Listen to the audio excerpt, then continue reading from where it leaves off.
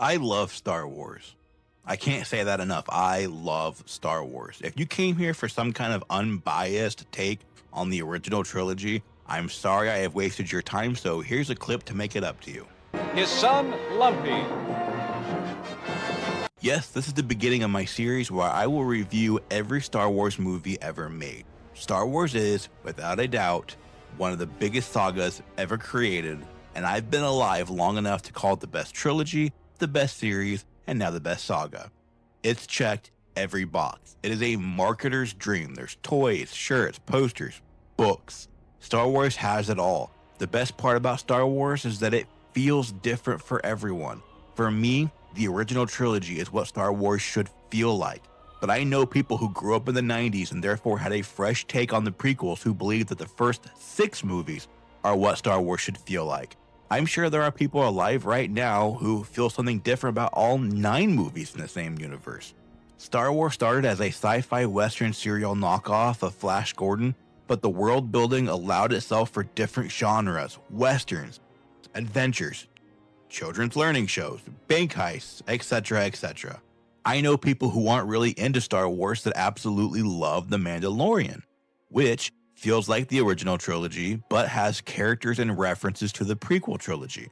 Like I said, I grew up with the original trilogy. My experiences with advancement in the universe were Shadows of the Empire, the book, the game, the comic, which all felt very original trilogy to me. So while these series of videos I do will include every Star Wars movie ever made, this will be the most positive one. Are you prepared for that? Because there's going to be a lot of Star Wars glazing going forward. The first movie is an instant classic, a Hall of Fame movie, a masterpiece. It's so simple, but if you watch it from the point of view from someone from the 70s, it's groundbreaking. Unfortunately, I can't watch it from that perspective because I was born in the 80s and I'm a shitty actor. I don't like sand. This movie came out in 1977, and unknown to a lot of people, it was just called Star Wars. The idea of calling it A New Hope didn't come out for another 4 years after George Lucas, the director obviously, wanted the movie to feel like it was a part of a much grander storyline arc, similar to how the serials from his childhood would do. And I'm going to cut to the chase and spoil this portion of the video for you right off the bat. I think A New Hope is a perfect movie. Even the things wrong with it just seem right. A lot of the things that people criticize the other 6 Skywalker saga movies for, like lack of planning, so what I told you was true, from a certain point of view, just feel right here. I like it so much that A New Hope was the first movie-based book I ever read. Up until that point, if a story was told via movie and a book, I only watched the movie. I didn't see a point in reading the book, but A New Hope changed that for me. It's that powerful. The good guys were cliched. One of them was a princess, for God's sakes, and the bad guys were all generic, and everything had to be fleshed out in other movies. But if you went into this movie thinking that there was only going to be one, not part of a saga, this movie would have been perfect, flaws and all. It was one of the first movies to do a sci-fi storytelling at a blockbuster level, even being what some consider the birth of the modern day blockbuster in general. Heroes, villains, big explosions.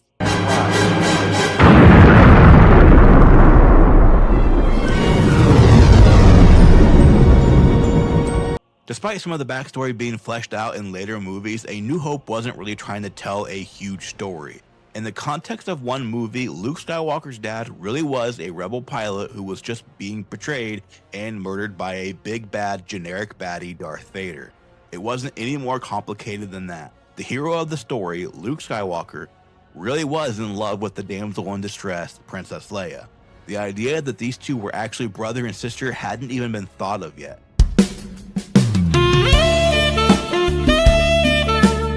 Not by us, not by the creator George Lucas. It was a simple story about a young farm boy living up to his father's potential and getting revenge by doing what he dreamed of doing.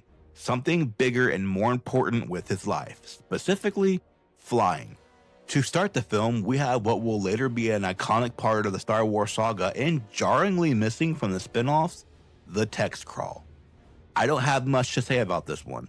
It moves at a steady pace, the font is the perfect size, the movie gets you invested, And the story it tells is simple and concise. Again, this was supposed to be a one and done story with the premise that it is in the middle of a story already in progress. They quickly tell you the story and off we go.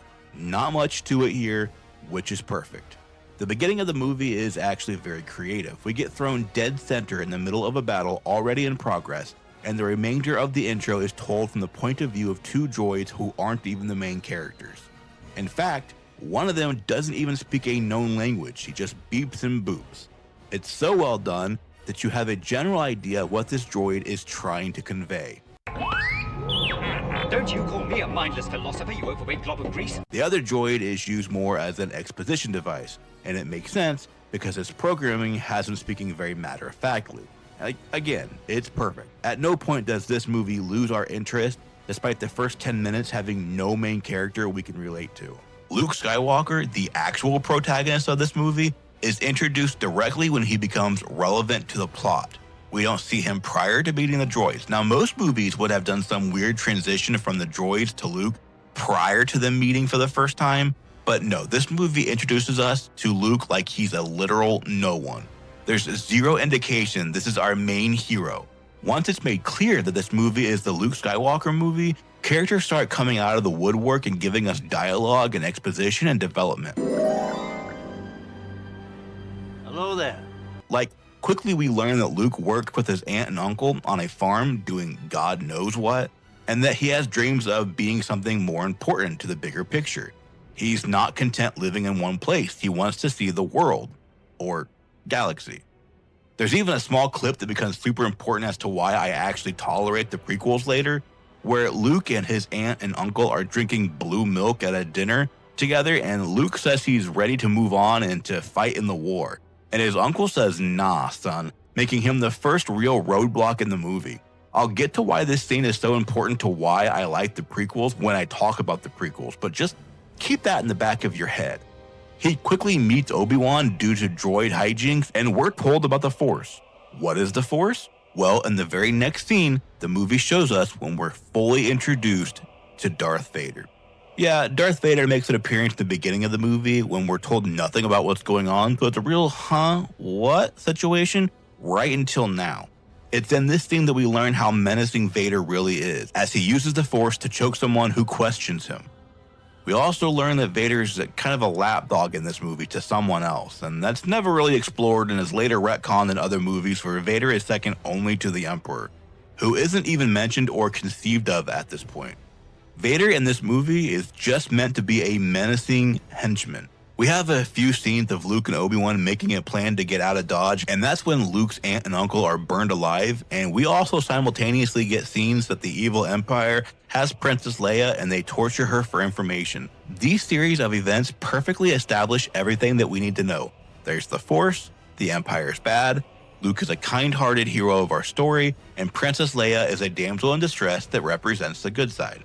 This is all explained to us in a matter of minutes in the best flow of storytelling I've seen in any movie. Maybe not ever, but it's definitely up there. It's building up the tension that things are only getting worse outside of the story with Luke. With the rebels having lost the battle we saw at the opening of the movie, Vader having magic that can choke someone from across the room, and Princess Leia is not only held captive, but tortured. It's at this point that we're introduced to mine and probably everybody else's favorite character, Han Solo. There's absolutely no indication that this movie is in any condition to just start adding important characters to the story, but it does, and it does so organically. Again, we're not introduced to Han Solo several minutes before he becomes important to the plot. We're introduced to him the second he meets up with our main cast. He's their pilot, and all we know is he's a sarcastic prick who smuggles things for a living. Han Solo is so well played and so well written in this movie that he is just as iconic as everyone else, despite not coming into play until nearly halfway through the movie. I can think of a lot of other movies that introduce characters halfway through the movie, and I guarantee you they didn't go on to become as iconic. Like, I dare you to name one character that isn't Andor from Rogue One. In this scene, Solo is smug, becomes a wanted man, becomes a murderer, and the secondary main character all within minutes. Again, this script is so streamlined that it's damn near perfect. Don't get me started on all the rewrites. Han shot first because he's that type of guy. At this point of this movie, We had no indication he was going to be a heart of gold hero like Luke to a trilogy. He was a dangerous man for hire in one single movie. Let's just leave it at that. The thing I love most about this movie is that most fans agree it's in the top 2 of all-time best Star Wars movies. If they don't have it ranked number 1, it's number 2. In a world where everyone seems to disagree with as to what Star Wars is supposed to feel like and what makes a good Star Wars movie, we all come together to unanimously agree that this is one of the best. It manages to do so because the script is so well done and so well streamlined. Imagine if we didn't get introduced to Finn until 45 minutes into A Force Awakens. It would just feel jarring. But here, it somehow feels right. Especially when you see scenes like this. Everything's under control. Situation normal. What happened? Had a slight weapons malfunction, but everything's perfectly all right now. We're fine. We're all fine here now. Thank you. How are you? One of the best swerves of this movie that subverts expectations is that Leia is actually a brass, sassy girl boss. You wouldn't know it from her first scene because we're shown a dainty woman running away from an army, but once our heroes rescue her, all hell breaks loose. She's screaming and demanding in anything but a damsel in distress. Screaming? You didn't have a plan for getting out? He's the brains, sweetheart. Now we have to talk about the one bad thing about this movie. You've probably noticed I've avoided talking about it this entire time, even sidestepped it when talking about Han Solo, and that's for this movie has been changed and remastered countless times. George Lucas can't keep his dirty fingers off it. When I said it was perfect that Han Solo murders a guy to escape being captured, I meant it. I was purposely removing the fact that remakes of this movie have Guido shooting first. Some of the pacing even gets fucked with by adding scenes that had originally been shot and left out.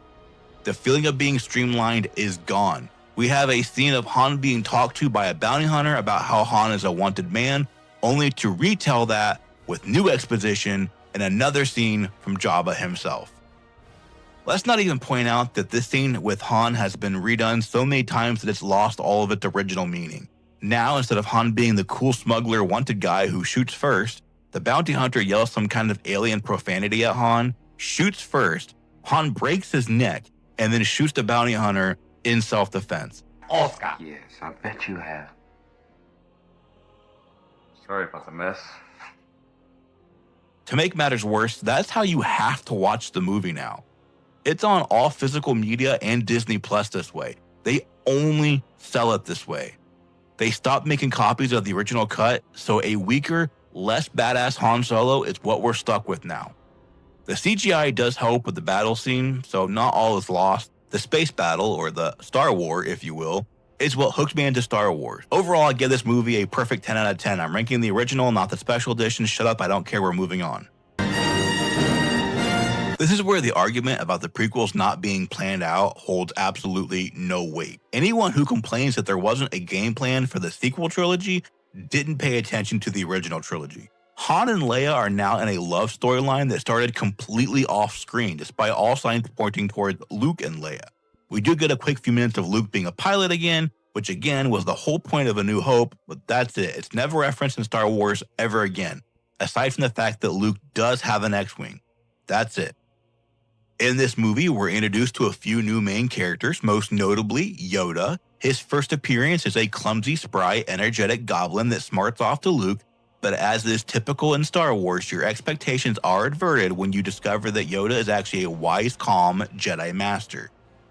It's through Yoda where the Force is actually fleshed out as a concept. In A New Hope, we're told that the Force can guide you and it can also help you choke a bitch. But in this movie, we're shown that it could do a whole lot more. Every movie introduces a new skill or two that the Force can do. In this one, little old Yoda lifts an X-Wing out of the swamp using his concentration. This is important because it's used later against Luke in a corridor fight that he rushes into without training. Don't act like this scene didn't shape your childhood, using the Force to open automatic doors at the grocery store or the gas station. Reviews for this movie weren't exactly favorable, with most complaints being that it was too dark, especially compared to the last one. In this movie, the bad guys do win. The idea this was going to be an ongoing saga was a new concept to moviegoers, so they saw this ending as a little too depressing. Luke loses his fight against Vader and is tossed away. Han is captured and turned into a coffee table, and the whole team is double-crossed by Lando. 10 out of 10, perfect movie. This movie absolutely kills me when people say that Disney sold out for the cash. I mean, if Disney is the one who sold out for the cash, what the fuck is an Ewok? Han Solo should have died in Empire Strikes Back because his character had already gone through a full story arc. I'll die on that hill. He was a loner bad guy that turned into a good guy by the love of his friends, and that's all he needed for his heroic sacrifice. In this movie, he's just a Luke without the powers. If someone has a counter argument that'll make me see Han in a different light in this movie specifically, I'm willing to hear it out. But as of right now, it seems like Harrison Ford really phoned in his performance and the writers had nothing for him. They continue the love angle with Leia, which doesn't take any bumps until Han learns that Leia loves Luke, and only because he's her brother. The whole conflict lasts about 2 lines of dialogue. Other than that, Han has literally nothing to do with this movie's plot. In this movie, he is a Rose from the sequel trilogy. No real point to the plot, just kinda here for exposition's sake. Also, why are Han and Lando friends now? I get the time has passed for Lando, Luke, and Leia, and also, just for funsies, we have the Shadows of the Empire story, but we're brought in right when Han is released from Carbonite prison, and the last he knew, Lando betrayed him. Why is this storyline dropped completely? Not only is Han cool with Lando, but he begs him to take the Millennium Falcon into battle. Begs him. A lot of plot points from The Empire Strikes Back, like Boba Fett, Lando, Luke rushing in, all get dropped immediately for the Return of the Jedi. The only one that has a satisfying ending is Luke's story, because it's actually represented in the beginning of this movie that time has passed and Luke is now a full-fledged, calm Jedi. Time hasn't passed for Han, he's been in Carbonite this whole time. Anyway, there's a lot of complaints about Act 1 in Return of the Jedi, where the Scooby-Doo gang infiltrates Jabba's palace and the whole plan is very convoluted, but I don't know. I didn't mind it. I liked it as a kid and I'm willing to just enjoy it for what it is as an adult. Really, I have no complaints. Luke's arc is nearly complete as he's now a full-fledged badass just like he dreamed of being in A New Hope, with the exception of avenging his father. Lando helps rescue Han to fully close his story arc. Leia in a bikini, what else could you possibly need? Sure, Boba Fett dies like a little bitch and screams like a wuss, which is one thing I wish they would have retconned in the special edition, but they didn't for whatever reason. I plan to do a whole video on the rise, and fall again of Boba Fett, so I'm not going to dig too much into this aspect of the movie. Just know that as a kid I hated it, and as an adult I hated it, but times infinity. It all accumulates to a Star War, but interweaved with this war is a lightsaber battle. It's not as good as a New Hope battle, and the fact that we keep cutting to a lightsaber battle is a very jarring change of pace from the zoom. I don't hate this ending, but it's a far cry battle from the one that made me fall in love in A New Hope. I'm sorry, did I say it was interweaved with a lightsaber battle? I meant to say a lightsaber battle and miniature bears taking on the Empire. Yeah, these little guys are a massive threat to the bad guys in this movie. I mentioned that the lightsaber battles were jarring, but now imagine a third scenario popping up where Teddy Ruxpins are manhandling well-trained militia. The good guys win and we get our happy ending that fans were looking for in Empire Strikes Back. Honestly, this movie planted the seeds for movies like Infinity War and Endgame, where the bad guys get the upper hand in movie 1, so that the win by the good guys in movie 2 lands much harder. It helps build the anticipation. In test screenings, Lando dies, but it didn't go over very well with the audience, so they changed it. But like Han, I believe Lando should have died. His story was over. And based on all the Lando material we got post-original trilogy, I'm looking at you, Rise of Skywalker, his character would have been better off making a noble sacrifice. From a certain point of view is just the original trilogy's somehow Palpatine return. And nostalgia doesn't let most people see it that way. It was very clear these movies were written with completely different intentions in mind, and Star Wars has a long history of hand-waving away certain plot points whenever they don't want to admit they just screwed up by starting them. We're finally introduced to the Emperor in this movie. I mean, we learned about his existence in the last movie, but he was so thinned out as a character that he wasn't even played by the final actor in Empire Strikes Back. He's essentially Snoke of this trilogy. Some evil, twisted Force user who just gets joy off being evil. He has no backstory, no real motivation other than world dominance, and he's so one-noted, it's delightful. He's also killed off in the movie he's introduced in, just like Snoke. If you don't see the parallels and still think they only did Snoke dirty, I don't know what to tell you. 7 out of 10, decent movie, not a good Star Wars movie, but totally rewatchable. Star Wars is a cultural phenomenon. Even though I don't rank Return of the Jedi very high, especially considering that the first 2 movies were perfect 10 out of 10s, the entire trilogy is so good it had people hooked for decades. There's no denying the impact these movies had on all of pop culture. They played a huge part in my life, from my childhood to my writing career and even into YouTube. They were so good, in fact, that they announced a new trilogy in the 1990s being helmed once again by none other than George Lucas himself. So is it as good as the original trilogy? Spoiler alert, no.